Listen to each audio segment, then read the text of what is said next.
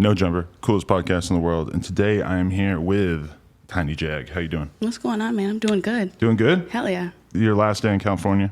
It's my last day in California. My last few hours. Honestly, I'm out of here at like 11:30 tonight. Is it sad? Yes. You love it out here? I love it out here. Really? I do. I'm going to Chicago, though, for some lit stuff, too, so it's not too bad. But I, big love it out here. Really? Yeah. That's good to know. Yeah. Yeah, I mean, you guys came in smoking and a little bit of whiskey was being poured up. Hello. I got a lot of respect for that. Thanks. Thank you. What makes you respect that? A lot of people just go through their lives stiff as hell out here, and it just doesn't. Yikes. And as much as I'm a person who doesn't really like the daytime drinking thing, I can respect the energy that it brings to any given situation, you know? I heard that. We don't do it every day, but we Right. definitely have some days where it just makes sense as soon as the eyes open up. Right, every day could definitely be a problem. But I mean, you ever been to San Francisco? No. Okay, but there's a park. This is like a big grass hill. It's called Dolores Park. And when I first went there, it's just wall to wall, people sitting in the grass, just drinking and smoking and just hanging out all day. Holy shit. And it just occurred to me, because at the time when I first saw that, I was living in New York, and that is so not the energy in New York. New York, you wake up and grind. It's so expensive. Right. And I mean, same shit with San Francisco. It's so yeah. expensive to live there that you just have to wake up and get on your fucking grind, because if you don't, you are going to die in the streets in the long term. Yikes. Anyway. That's that New York energy. So before we even get into anything that's been going on lately, tell me Yeah. about where you're coming from. Before that. Yeah, just like where you grew up and Shit. everything about your all upbringing. over the place, man. I am coming from some mixed up shit. It's lit. Really? It honestly is lit. So when I was born, I lived with my mom and my grandmother and my grandmother's husband, which is the only grandfather I've ever known. But we lived in Hamtramck, which is a town inside of Detroit. Like it's Okay. wrapped completely around by Detroit. It's surrounded. So it is only about 2 miles wide. So it's very small, but it's a very interesting place. It's super melting pot. Like there's some of everybody in there. But we lived there for a few years, and then I moved to the east side of Detroit.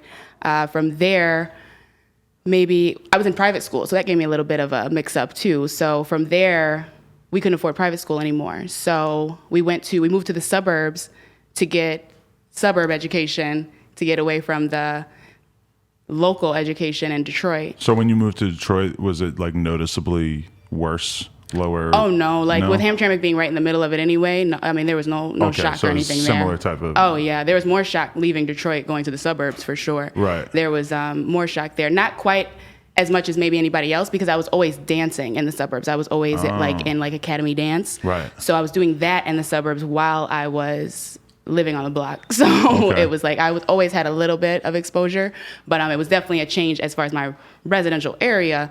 Going to the suburbs was definitely like a different thing. Like you don't hear the loud music, you don't hear the ambulance, you don't hear anything. You can't play your own damn loud music. You're getting the cops called on you for sitting in front of your own house type shit. So that was a culture shock for me. Yeah, that's super interesting to me, because I feel like a huge percentage of people that I interview in terms of rappers and stuff who are doing well for themselves end up being people that are maybe like from the hood, but then for whatever reason ended up spending time in the suburbs or spending time in, different countries or shit like that. And I think that the thing is that at some point, because to be a rapper is really to be like monetizing your upbringing and struggle and basically presenting it to a world that is fascinated by whatever that you've gone through that they haven't gone through. Facts. And I feel like a lot of people who have that sort of like early life experience of seeing how other people live and realizing what they find interesting about you sort of like lends itself to them then being able to like present their story in a better way that is appealing to people. Hell yeah. And it gives you an opportunity to build relationships. It builds like a tolerance that you have for things that are different than yourself. Right, yeah. So I feel like a lot of us that don't have that opportunity to experience a lot of different things, we get shut off to things that are different. And that sometimes it inhibits relationships that would have blossomed to even happen in the first place, that you just cut your own foot off just because that tolerance you don't have, you weren't just exposed to it. Don't mean to, but it's just without that exposure, without being seasoned and having like experience with different cultures, that tolerance is just low. Yeah. So you were talking about the dancing thing, but you were always super creative. Was your mind always sort of geared towards art and music and that kind of thing? I would say so. I was only child too, so I was always into anything imaginative, anything where I could like take on something else maybe for a minute or like whatever, really do whatever I wanted. Like I was always into anything that let me do whatever I wanted, and my imagination was like the main place that could go down. Yeah. Anything that mimicked my imaginative ability I was into. So whimsical dancing, things like that, you know, kind of tapped into that type of vibe for me. So it made sense. I started to dislike it once it got so rigid. Once it did get so the dancing thing, where it becomes you have to be this like expert athlete and stuff. Yeah, and it's like your ass is too fat. You're this, you know, that type of situation. I'm like, kind of like my ass a little bit. That kind of thing. Yeah, and in my imagination, my ass was fat, so I didn't want to give that up. Wow, that's cool. You listen to enough songs about fat asses that you just, oh man, I think about that sometimes when I see like an awkward like 12-year-old girl, and then I just think about what rap music is doing to her brain of like convincing her that her body and her what she looks like is not good enough. That's a thing, but I think I just came from big stock. You know, my family, it's like what they embedded that no, confidence they got in you? they got the butts, so I saw myself with the butt. I'm gonna be honest, I have no idea about your ass right now. I've not really it's all right. witnessed anything like that. It's all right. Okay. I get compliments, not a ton. I'm so woke, I just stay eye level. I don't look down. Anyway. Anyway, okay, so when did you like really fully decide that you wanted to be a rapper? Like I keep saying 18 months. I think that's like relatively accurate though. Like maybe 18, maybe a year and a half 18 ago. months ago. Holy shit. Okay. Like for real. I did music like before I went away to school. So back in like maybe 2009, 2010, I did a little bit of music, but I was like being influenced a lot by my environment and not so much being myself at the time. So I ended up turning on it because it didn't feel right at the end of the day for the reason that I wasn't being true to myself. You were a drill rapper or what? No, I was super conscious rapper actually. Oh, okay, really? Yeah, I was super, which is still true to myself as far as where my morals are, but not in my like self-expression and my outlet. I was like limiting myself from actually expressing. So that lack of liberty turned me away from the music for a second. And then I realized it was like user error. And I was like, okay, I was just doing it wrong. I wasn't being me. And what were your influences that even sort of ended you up in that like conscious rapper slot? Like what were you listening to that was sort of the first thing you gravitated towards? Low key, it wasn't even what I was listening to because I used to listen to the craziest shit in like privacy, but it was more about the people I was around. They were like super hip hop rappers and like the people that introduced me to even having like to the legends that gave me the platform to even rap a couple times in the first fucking place. Those people were, I didn't want to bring what I had. I wouldn't bring that energy to them because I didn't know how they were going to feel about it type shit. So I just fit their lane so I could, you know, make sense with that. And just on a like an internal level that just turned on me. It didn't work out. Oh, okay. Interesting. So fast forward to what has been going on more recently. Like where were you at with your career in terms of you like getting booked for this festival and like what was your perspective on that going into it? Very lax, only because it was introduced to me months before the actual bill was drawn up, and it was introduced to me kind of by like a friend that was just kind of like, you want to do a show with me and my friends in a few months? And I'm like, yeah, okay, cool, sounds good. He had just done a show for me, so it was real lax. Like, I mean, I'm getting a buzz like in Detroit, you know what I'm saying? But at the time, I wasn't really buzzing much. I was buzzing in maybe Chicago. I had a few shows in Chicago, or I had a show, and one headlining show in Chicago, a few headlining shows in like Texas. But I mean, the buzz was definitely growing, especially at that small ass rate of like a year and 6 months. Right. But it definitely was not a like crazy buzz. I was respected. I was getting my respect. I was getting my respect on, at least in my area. Like when this thing started to pop off, I was like, oh yeah, I've heard of her. Like I had definitely seen your name Shut on the fuck up. No, I had seen your name on flyers and stuff like that. So I had already like been a little bit familiar, but not like enough to have like necessarily got into the music, which I have now consumed at length. Good to know. Okay. But, okay, I can drink to that. Okay, so when did you realize that this festival that you were booked at had an interesting pricing structure? Damn. And wait, also first, you're biracial? Yes, I am okay, so listen, this is a small little piece too. So I've always considered myself biracial by the definitions that I've heard. But I'm learning now that some people consider biracial only if one parent is white and one parent is not. So, or maybe just two different races at a 100% type thing. That's what's trying to be shoved down my throat now, which is... You're what, like 25% white? My mother is black and white, right. And then my father is black and Native American. Ah, okay. So I'm really... And then there's a lot of different things actually going on with my mom. So it's just like, honestly, I said mutt, and I threw biracial to try to clean it up. Right, yeah, just simplify the idea. You know? So I just said that, but I said I was as off the rocker to say mutt. And that's really what I say, though. Like, I'm all jumbled up. And then that's just what I fucking know. Who knows what's in there that I don't know nothing about? But did that, as a kid growing up, did you ever have any kind of like identity crisis in terms of like, oh, well, I'm not like fully black and I'm not one of the white kids? And did you ever feel like you weren't like accepted by different groups? Or is this kind of like a new thing for your identity to be so in question? It's so funny because a bigger thing for me growing up that I thought I was like getting the looks and stuff like that is I was heavy as shit. Oh, okay. So I thought I was getting all that only because I was heavy, because I grew up with a very fair-skinned mother, a white grandmother, and a white grandfather. So I wasn't really even paying attention. Everybody that was looking at me funny looked like the people I'm around, and I couldn't imagine me looking much different from them because the people in my house don't look at me like that. But the people in my house accept the fact that I'm chunky and that I like snacks. Okay. So it must be that you're judging me because I'm heavy. But you had a growth spurt at some point? I had a growth spurt at some point. I grew upwards, and I was still getting the looks, though. Right. And that's when I started to realize, like, okay, it was hindsight, really, that taught me more about where I probably could have an identity crisis if I was skinny and mixed. Right. You had bigger things to deal with. You know, body image literally, issues like I triumph literally over everything. had bigger things to deal with. So, so I was focused on that. Those were my insecurities were. So that is where my focus lied. And so I wasn't so much paying attention to the fact that some of those looks were because of my racial mix-up. So from there, though, once I started to realize, and I started getting higher education and things of that nature, and outside of private / predominantly white education, and doing a lot of self-educating and things like that. I had a few, some of my like African-American literature teachers were definitely very hands-on with me because they knew that I was thirsty for that stuff. So that kind of led me into the direction of wanting to know more about myself, my black self. And I actually dove into it to a fault where I ended up in the conscious community and didn't find that wasn't my tribe either. But I dove into it head first on some, I need to know, like. You don't feel like you really fit in with the super woke crowd? Oh, hell no, because I pulled up drinking Jack. They're not into that, though? I feel like everybody likes some alcohol, right? They're that stiff? Because I don't know. I don't associate with these kind of people. They're too woke for me, I think. And I'm to the point where it's a little too woke for me, too. Like, I'm not good with these labels anymore. And I mean, that sounds so cliche, but I'm starting to understand. I know why it's cliche now. Yeah. I thought everybody just said it. Like, I see why that's cliche. Like, that shit, you'll run into that shit looking for, like, your spirit animal, and it's like you don't find it, and it's like devastation, and it's like you don't need to run into shit looking for that type of thing. You went against the party line. Like you came out and you dared to have a different opinion about how racial equity should be structured in our society, which regardless of the legitimacy of your opinion, to a lot of people that's going to be like, she turned on our cause, period. Man, and I didn't even think about that when I made the decision, and I don't think that it would have been different only because it was so like, I can't. It was really just I can't, and the only reason that it was even a public thing was because the curators allowed me to publicly support it already without my knowledge of what was going on with the ticket structure.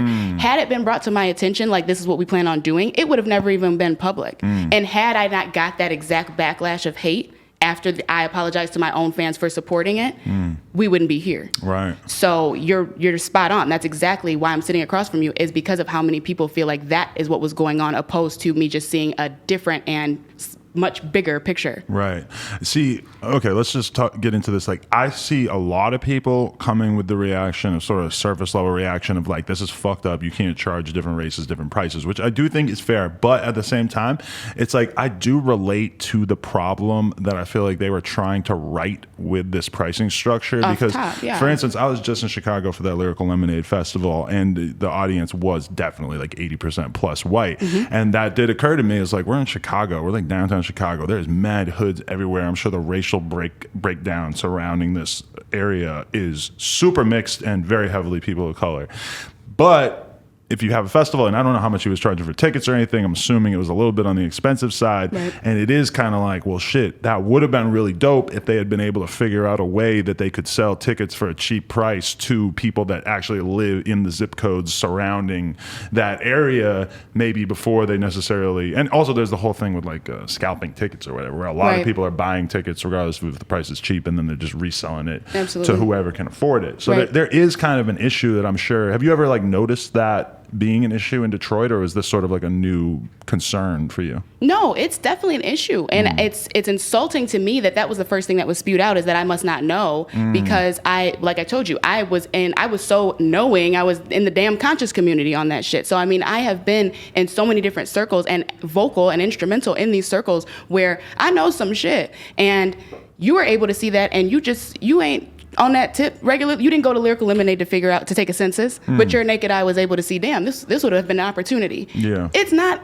fucking hidden. It's clear. The issue is there. It's obvious. But how we go about it, we got to be tactful. You know what I'm saying? Like you even said that, you even gave a nice segue, even if there's some things we need to think about as far as executing it.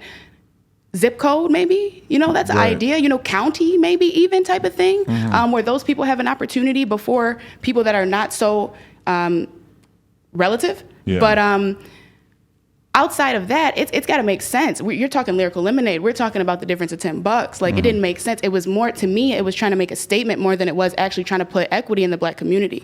How are we going to put equity in the Black community, extra $10 on a white head? Like, that doesn't make sense to me. We need to, like, that just, it's doing the same dehumanizing to me that was being done to us. You're just like, I'm not here with that. Right. And I know nobody wants to like feel bad for the white kids that are pissed off that they have to pay an extra $10, but at the same time, I think that something that sometimes might get left out of these conversations is that, like, what is the ultimate goal? The ultimate goal is for people of color to feel like they have the same opportunities and that there is more equity in the way our society is structured.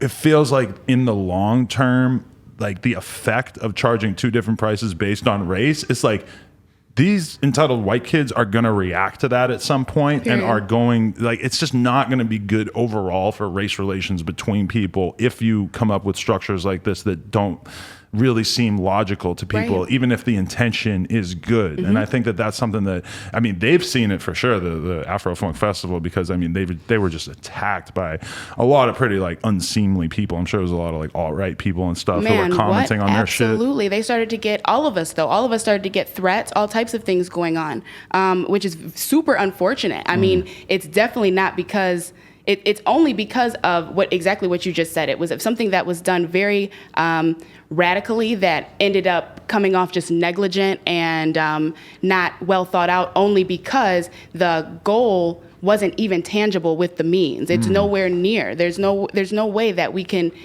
bridge that equity gap with something like a festival where I'm one of the biggest names on it.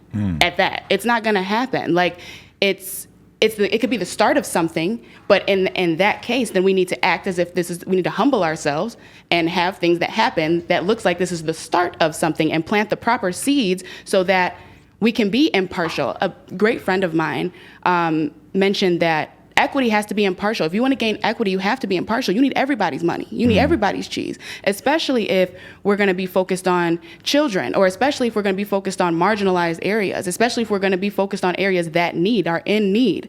So that having that impartial ability to just reach masses includes people that may have in ancestry done you wrong and that have all the money. So we're not here to piss nobody off if we're here to make money. Yeah. So just at a business level, if we can't understand nothing else as far as on our spirit or on as far as we view politics or principles, we can at least say this was a bad on business if we're trying to put money into the Black community, if we're trying to put money into the hands of these children. That's just not how. That's why it wasn't for me. When you decided that you were going to pull out of the festival, how did it become national news? Did you just tweet about it, or did somebody put out a press release? Or especially like when we had our initial conversation about it, I was like, I just want you to be mindful of the fact that all of these right-wing people are going to be trying to weaponize you having done this. Right, and I thank you for that too. It's a tricky place for you to be in, because you are kind of becoming, like, whenever there's any kind of infighting between like activists or people on the progressive side, people on the left,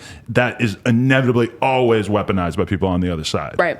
Which we could see coming, which you could definitely see coming. That is honestly one thing that I did think about once I started to get the backlash, not only because how the narrative could be modified to fit a nasty agenda, but just because on some Blackies are fighting type shit. You know what I'm look saying? Look at the crazy left. Yeah. They hate each other. Look They're at the eating each thugs. other alive. Exactly. It's such cliches, you know? I hated all that shit, but I definitely saw it coming. But it's like a necessary evil just because we got put there. It was the reality of it. I mean, I couldn't stand behind it. That is what it is. But as far as the national coverage, that was like happenstance. Like it was literally, like I said, I was publicly supporting it without knowing, so I had to publicly apologize. I apologized to my fans just in case they were triggered, because I was triggered by this shit. Like when I was told by a homegirl of mine, a white homegirl of mine that's been a friend since I was a child, who had just gotten herself together enough, like she fights anxiety, so she had just gotten herself together enough to come support me at a show, just because she's not used to being around a lot of people, shit like that. So she just gotten herself together enough to, she was like, I'm coming, period. She went to go buy a ticket, and that's the first thing she sees. She sends it to me like, I know you didn't know about this. So I'm like, holy shit. It's like so strange to imagine like scrolling down to buy a ticket and it's just like, what race are you? It's just like, really? Okay. And it how matters, am I going to, how are you going to prove this? Matters. Like if I write that I'm black, are y'all going to be like checking my skin tone when I show up at the venue to go in? Like that just stood out to me as like, it might be easy to take advantage of. I wouldn't do that for the record. And I am not. I don't feel like that needs comment. I feel like that right there. I mean, that's clear as day. But yeah, so that happened. I got that. So I was triggered, and I wanted to reach out to possibly anybody that had supported me, especially because I do have a great amount of white fans. Like, and they go fucking hard as fuck, and family, and whatever else. So yeah, I was emotionally triggered first and foremost, and I'm not even gonna lie. That's why in the beginning, those outlets that I did speak to, it is emotionally charged about my family. But immediately it rushed me that it wouldn't matter what I had going on. You know what I'm saying? Those just aren't my beliefs. And not only just my beliefs as mankind, but my beliefs as a black woman. I don't see that getting us where we're trying to go anyway. So it was principally against what I had going on, and also emotionally what I had against what I had. So I apologize to my fans in case they felt those ways that I had just felt. Do you think that the people that are kind of on the other side of this, the organizers of the festival and stuff, do you think that you might be kind of different from them in that you do have close relationships with a lot of white people? Absolutely. And I think that that's kind of like the thing, is that a lot of white people just straight up don't know what it's like to have a strong connection with black people. I see people tweet about that all the time. Like, if you really want to get to know what white people are like, date one of them, and then you get to meet their family, like black people saying this. And that's like always kind of stood out to me as like, oh shit, like a lot of people just straight up, like I've always taken it for granted that I just knew a shitload of black people and had normal ass friendships with them. Right. A lot of people don't really have a lot of friends who are white, or vice versa, and that kind of puts you in like a different position in terms of how you viewed all this going down. And then even it absolutely did, but even that idea is worrisome, you know, because even then it's like on some date a black person or date a white person on some like spectator shit, you know. It's still, which is still the issue that Afrofuture's taking with this phenomenon. And I get that. I support that. I support the fact that we should be able to celebrate ourselves without feeling like we're being spectated.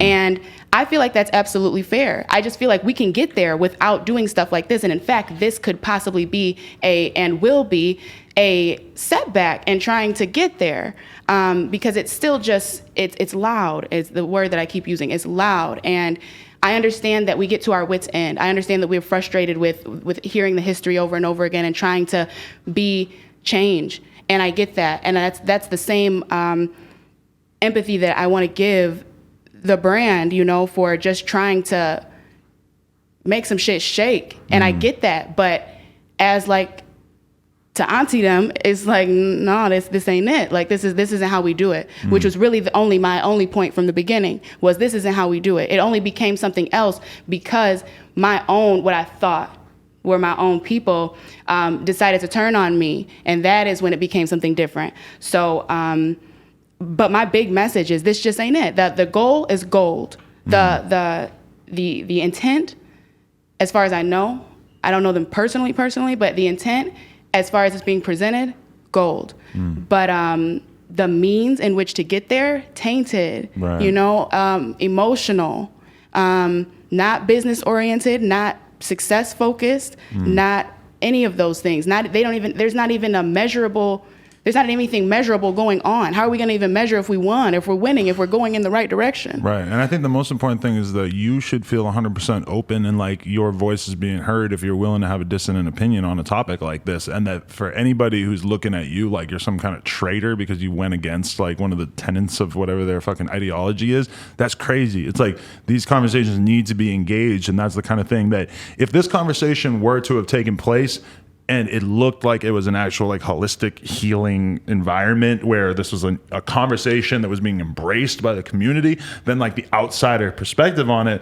would ideally be more that like, oh, look at this interesting, important conversation that is happening. But instead it just, I don't know that it has, but it seems like it's been painted as if you're kind of the villain. But then also it's like you're clearly like a hero to a lot of people who think that you really just like stood up for the right thing. Right. And it's crazy because they're both of them are definitely there. The only reason that one feels more, it affects me more is because there's so many people that loved me in this group. These people they're just now meeting as this heroine. Right. You know what I'm saying? These people loved me before I was a heroine and now hate me afterwards. Do you think that's largely the opinion though, is that there's a lot of people who are really largely. Yeah, it's got to be a fringe element, I don't think it's right? largely. That's specifically why I said that. I think it's only large to me because some of these people have my phone numbers. Some of these people, their last message to me is what time does the show start? That is why it's affecting me because it's like, damn, it's like that. I had no idea. And then it also affects me because I didn't know this is where at least this amount of people are. I didn't know. I have my own goals with my platform. You know what I'm saying? As far as how I want to move the needle and things that are important to me and how I want to use my platform to make some change. I have a blueprint for it though. I know that this shit is chess. I know this shit's not checkers. And I didn't know so many of us were playing checkers. So that's emotional for me too. I thought we were a little further than we are. So now I'm realizing, okay, I might need to go back to the checkers table, not necessarily sit down and play, but gather these motherfuckers up and tell them it's chess now. I didn't know that. I was just gonna start playing chess. So it's also very eye-opening for me too to understand on a more extroverted level of bringing everybody together on a macro level opposed to just taking care of my household and making sure my household is playing chess. You know what I'm saying? Interesting. Yeah, I was reading a Fader article that came out today with the organizers of the festival, and I noticed that there was like a couple of quotes where it seemed like they weren't really necessarily too happy with you, that they personally thought that that the controversy was kind of like your fault and that it should have been handled in a different way. Do you at all think that you did anything wrong by going out publicly and saying like, I'm pulling out of this festival and this is why? Absolutely not. Like I said before, if it would have been brought to me like, hey, these are our plans with the festival, I could have just told them no thanks. It would have never been anything public. Once the flyer dropped, I wasn't going to get on the internet and be like, fuck that. Like, no, I just would have never been a part of it. The only reason it had to go public was because I have supported publicly, and the only reason that it even reached any headlines was because of the amount of hate that I got. Metro Times was the first in our city. Metro Times was the first to reach out to me. You know, they are supporters of mine. And they saw the hate. The hate is what got their attention. You know what I'm saying? That is what made people pay attention. So the same people that are like, you're on a smear campaign or you're trying to drag us through the mud. It's like this exact phenomenon that you're doing to me right now is what got the attention. You know what I'm saying? It wasn't, I could have pulled out of this festival. Nobody would have gave a shit. Yeah. Nobody would have gave a shit. Yeah. It's because the media was able to have a front row seat of seeing people that they had seen support me turn on me in real time that made it some shit to talk about. That's some good theater right there. That's what the media is always looking for. Hello? You know? And I didn't do that. All I did was apologize. All I did was apologize. I might have said a couple little things in the beginning just off that emotional shit, but like as far as trying to push any narrative or anything like that, fuck that. That shit was done from the hate that was unleashed upon your baby. Does this kind of make you rethink how you view some of the intentions of a lot of people who do end up in these kind of spaces where maybe you are now looking at it like, God, like, are some of these people just bullies? Like they just really are, you know, like, do you feel sort of differently about some of like the organizers of the event and stuff in the way that you've seen them handle this situation? It does change my perspective in the sense of I've always been warned about, you know, everybody has an end goal. They have an agenda that they have to get done. And everybody's always warned me about that. And it's not that I didn't take it serious, but it's like, it's very cliche as well. It's like, duh, we know that, but this gave me an opportunity to really see that these organizers won't care about you. Like, if had any research been done on me or had anybody even cared who I was as a person, you would already know I probably wouldn't even fuck with no shit like this. So, I wouldn't even been drugged into something like this in the first place if these people cared about me. Or at least they would have said, hey, these are our plans. So even on a business tip, we care about your career. You know, we care about your following. We care about how far you've gotten. We care about any damn thing. You might have offered some knowledge about what your plans were with your festival. And that's what showed me I was never cared about in this festival from jump, you know, and I agreed to do the festival for free. And that wasn't even taken into account. You know what I'm saying? Like that, I was not being cared about, period. And I was doing it on some care shit in the first place. I had done a show with these people before last year. It was different. I mean, I think it was the birthday of one of the curators, and they booked me for it, and it was straight. But it wasn't done like this. There was no narrative like this as far as I know. You know what I'm saying? Now I'm skeptical of what was going on behind the scenes now that I see how things are moving. But it was never no hate. That's another point that I do like to make. Like, I've done this show before when it wasn't on this tip. Like, and it's small and it's quaint and it's not anything that's about to uproot the discrepancy of black equity. Is not nothing that's about to do none of that. That's what's funny is that, you know, a lot of these conservatives, when they're watching this conversation take place, is that they're imagining that this was like fucking Coachella and that like the biggest artist in the world is pulled out, and that there's like, you know, you just gave up on like the 100 racks that you were about to get paid for this and everything. But when I looked at it, I'm like, oh, this looks like a pretty small festival. Because could you imagine what it would have been like if something like Coachella sized, or even like Lyrical Lemonade's Summer Smash size were to actually have that kind of pricing plan in effect? It's like, it would have been a very different conversation. And one of the most damning things was just the fact that the online like ticket processing site basically told them like, you're not allowed to sell your tickets if you're going to use this method, which I thought that was... And they were very outward about it. I mean, it's, you know, like, it's because you just can't, like, and I think it was more of a... with all those things, considering all those things, I think the curators thought it was just going to be kind of like Kim Folk and them type of situation. It was just going to be, you know, me and my partners. And once it got more traction, it was like, that's when it became a problem. And I think that is why I was painted the villain. It's like, we would have got away with it if you wouldn't have, you know what I'm saying? And it's like, again, but they would have. This kind of shit probably happens all the time, like on a small scale, that nobody really thinks to talk about it. Absolutely. Like, it's crazy how much shit can happen if the news never finds out about it. Absolutely. Or like the craziest shit on earth goes down, but the cops never find about it, so it's never in the newspaper. And that's just it, you know? That is crazy to think But then about. one reporter finds out about it and writes one article, and all of a sudden it becomes this insane thing. And that's literally what happened, just because, I mean, editor-in-chief of Metro Times is front row at Tiny Jag shows. Right. So, I mean, if you knew me, you would know that. If you cared about me, you would know that. But you know what the weird thing about this too, and tell me what your thoughts on this are, is that this is all happening against the backdrop of, like, without question, our president saying the most racist shit that any president has ever said publicly, and being completely not ashamed in any sense. Dead ass. So it's kind of like the people are like, the idea of someone of a woman of color sort of being nitpicky about the way that, you know, other women of color are running their festival. It's kind of like an odd time to have that argument, because there is so much like in your face racism that's sort of been laid out on a national scale to a level that nobody can even fucking wrap their head around. But it's about being objective. Like, that's what about all this shit's about. Like, everything is about being objective. And I mean, nobody's completely objective, of course. But if one of your mantras is stay objective, Jag, then you might be a little bit more objective than the next person whose mantra is they owe us. You know what I'm saying? So it's like, it's about what you're feeding yourself. It's about, that stuff's out there. I don't feed myself Trump. I can't do it.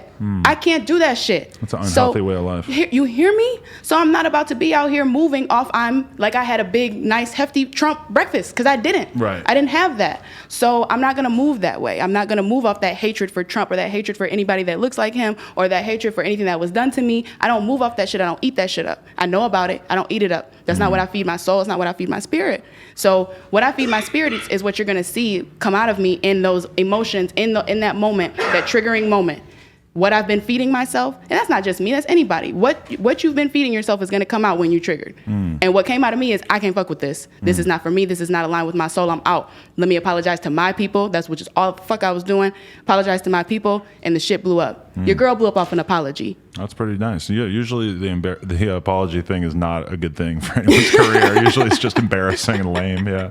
So I mean, and it was just that's just the bottom line. And I'm like, it was heartfelt. It was just heartfelt on some, damn, this just ain't for me. And had I known it wasn't for me, it would have never been for me. But since I didn't know, now that I do, my bad for maybe putting anybody else in a compromising situation, including my own damn friend who had to hit me up and tell me about this shit, and maybe my own damn grandmother who's in heaven. So it's like, fuck this just ain't for me. That's all it was. What's the weirdest shit that's happened to you as a result of this? Have you had anybody in particular reach out to you that you were like shocked that they were interested in it or anything like that? Anybody been critical of you that you were shocked that they even knew who you were?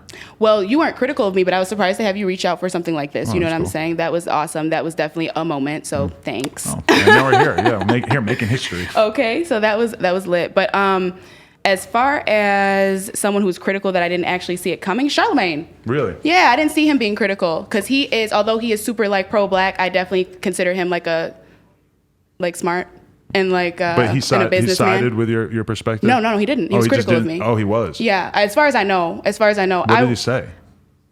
I don't really know the details of it, only because somebody told me I was Donkey of the Day. So I was hyped though, because I'm like, damn, like I just started doing this shit, bro, and I'm Donkey of the Day out here, like nigga, you niggas know me. So, but then I found out I wasn't, and then I just was kind of over it. So I never even really like dug into the actual just like conversation. But I just know that he wasn't agree. He didn't agree with me, and people loved that. So that's how I found out about it. But I didn't expect that. I didn't expect him to be critical. I definitely expected support from the Breakfast Club just because they come off as like smart business people, but I don't know them. Yeah, I mean, it would have been nice if they had like called you in and wanted to have a conversation about it instead of just dismissing it. Yeah, that would have been something. Yeah, maybe I would have known what they said. I feel like there's a lot of like old heads, and I hesitate to put Charlemagne in this category, but he's basically, he's an old head who I feel like he grew up with super misogynistic perspectives and a lot of the stuff that if you like really read about and everything, it's like, he came up in a very different time, and I feel like he is sort of someone who's like overcorrecting for it, where,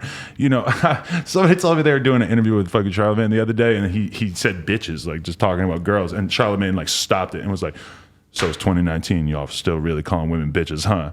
And it's like, it's like, I feel you. This is rap like music, I feel bro. you, right? But in the song that you sing, you know what I'm saying, and that's why it's like it's hard. It's hard. Like it's like I get the narrative, but like it's got to make sense. Like you got to make it make sense. That's what it's all about. All this woke shit got to make sense. Like you got to think about the ears that you're trying to send the message to, not so much about the mouth it's coming out of. So I feel like a lot of the woke people don't understand that the ears might not be woke. So you might have to modify the wokeness, which is really just modifying the education that you was able to consume the way that you were able to consume it, and change it and be a communicator and actually make it something that somebody else can understand. And we fail at that level, at institutionalized levels. That's why the school is so fucked up. And we fail at it just at sitting around and talking to people. So we got to work on that. That's the problem, is that if you were to take the most insular conversations that are happening between activists and stuff, then obviously you're getting into the nitty gritty of little micro discrepancies that people have with different issues.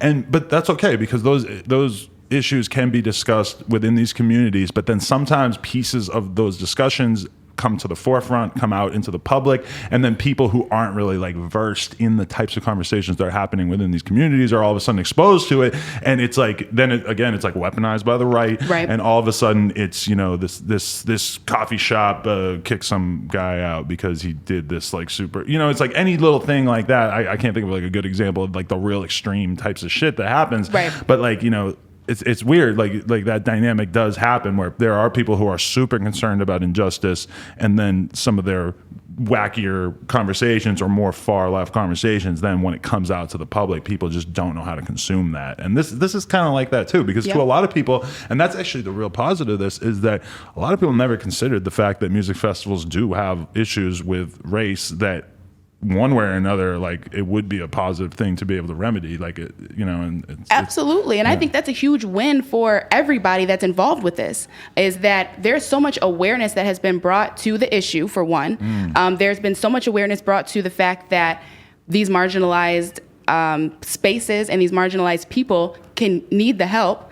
And then there's also a lot of awareness brought to, like I said, on my end, where people that think more in the school of thought that I subscribe to realize where some of us are, and that we kind of need to, we didn't fail, but we weren't necessarily focused on making that part make sense, and making sure that we understood that we don't have to go that route. We don't got to take it that way. Maybe we didn't sew it up right to make sure that everybody knew the blueprint didn't have spite in it, or like the blueprint didn't have room for that in it. It was more of a something that we're positive and progressive, and that's why those words sound so similar. Like we're trying to go that way. Yeah. So I think it was overall something that could be positive for everybody involved. It's a learning experience for a lot of us. It is something that we can learn from and actually still get to that same goal. It just got to be cleaned up. It's just got to be cleaned up. That's all. That's all it is. What in what ways do you feel like, or has this made you more or less confident and committed to your music career? More, for sure. Absolutely. Yeah. My music is definitely, I mean, you said you listen to it, so it's like, it's definitely, if you're not tuned in to the message at the moment, it's definitely just some fun shit. Yeah. But there are so many principles in my music. Like we were talking not too long ago about how damn near everything that has happened was spoke up in some type of way in this music, because my principles are right in the music. Like what I believe in is right in the music. I might say it in a way that it lays on the ears the right way, because that is what I do as a communicator. That's what I'm doing as a vessel. I want it to reach you, so I'm going to make it sound a way that just naturally feels great coming out of me anyway, but it's definitely a way that makes sense for who I'm trying to reach anyway.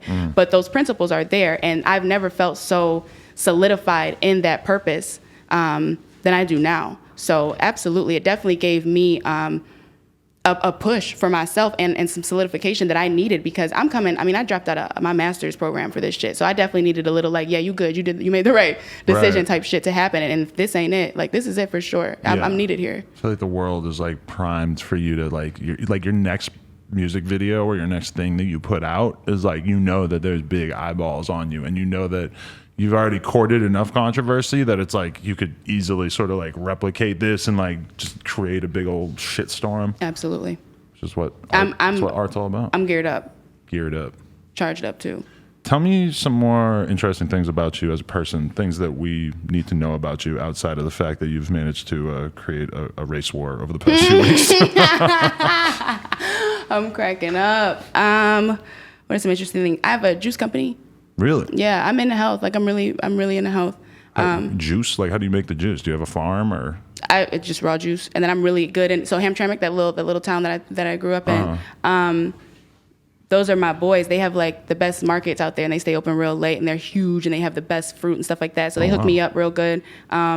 And I get like cleanses off. I do like 24-hour and 3-day, 5-day, 10-day cleanses just for like spiritual clarity. My whole team takes them. Like we definitely invested into it, and it is local, and especially for marginalized areas, and it's ways to get health back into the community and stuff. Because when I was in college, that's when I really realized like the redlining and stuff like that, and as far as just like the hood not being able to get their hands on what they need to start the war to start the battle against this bullshit in the first place. Temple got to be together. Say that while I drink Jack Daniels, but everybody got their vices.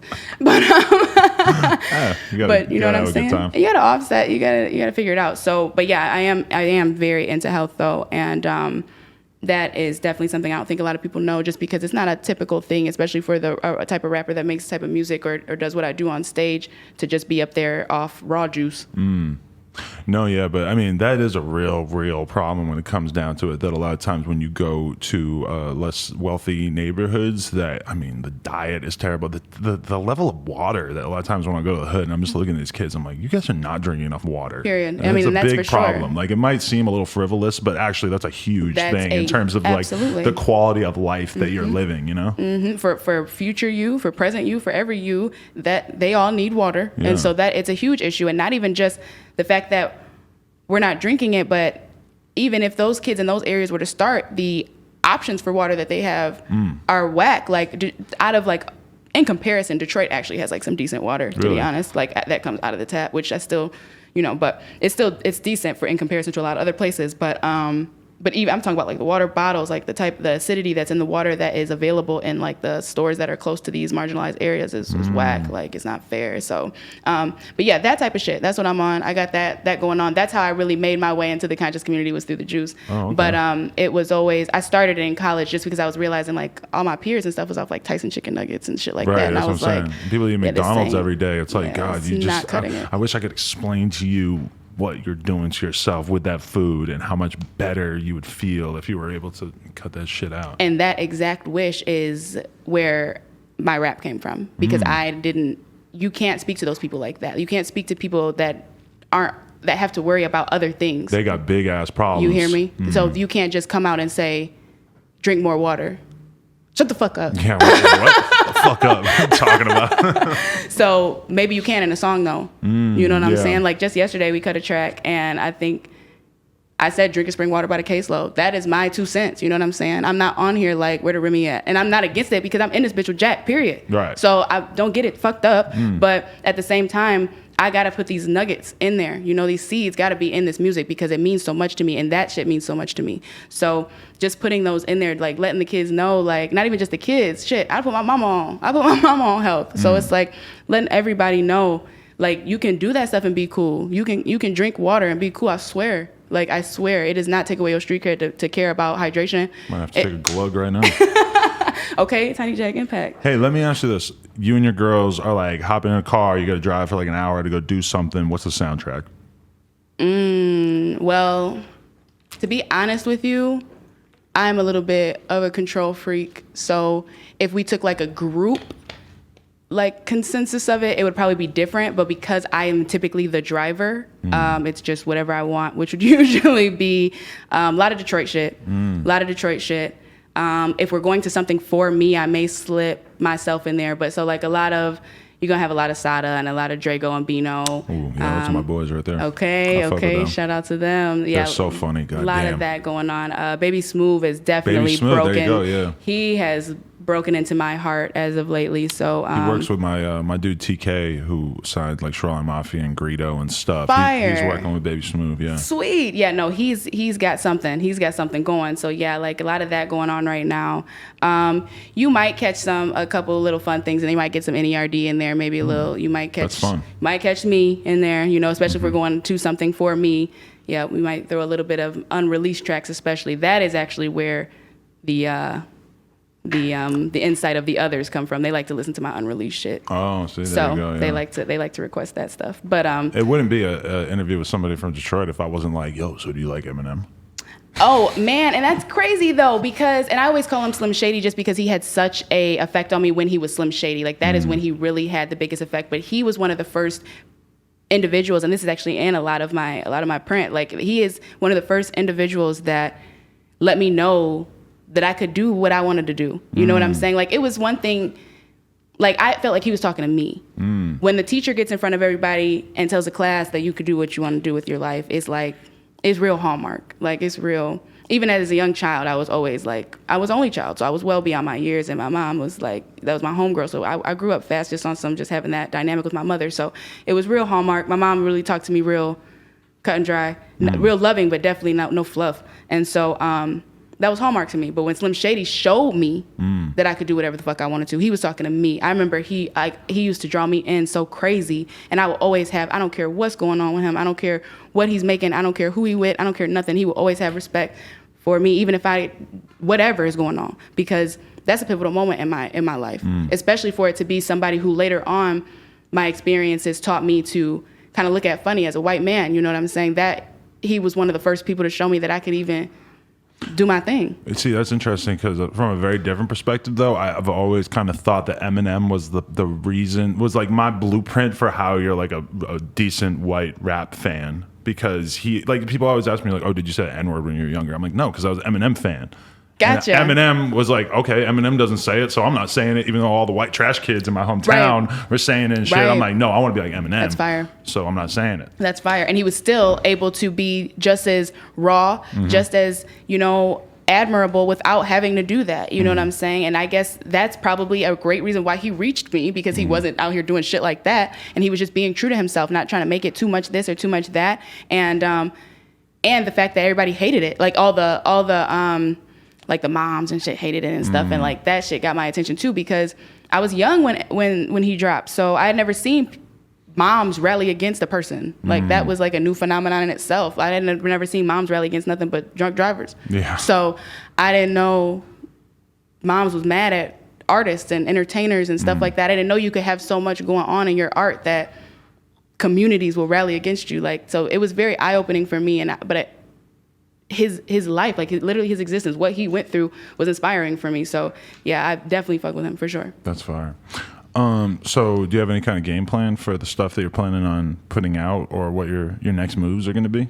Absolutely. Like at first I was a little like, oh God, I need to hurry up and show the world what my plans and my blueprint looks like. But then I realized like it is chess. Like I was never I have my blueprint. Like I have the shit sewed up the way I want to, and that shit is spiritually ingrained, and that shit is like means a lot to me. I did a lot of grunt work, a lot of internal work to get my blueprint together, and I'm not gonna let no situation like this rattle my chess game up, because that's how you fuck around and lose. So I do. It's modified a little bit just because, like I said, I didn't realize where we were. I didn't realize where we were in the times. So I definitely have some things in between my content where I do want to make sure that I'm putting out my principles in a little bit more clear of a way in between my crazy rage coded shit. But I definitely want to put a little bit more content focused on the brain that I do have, because it's not a common not a common school of thought I'm seeing amongst my peers. So I think it's important that I do share it maybe a little bit earlier than I plan to. Yeah, that's what's up.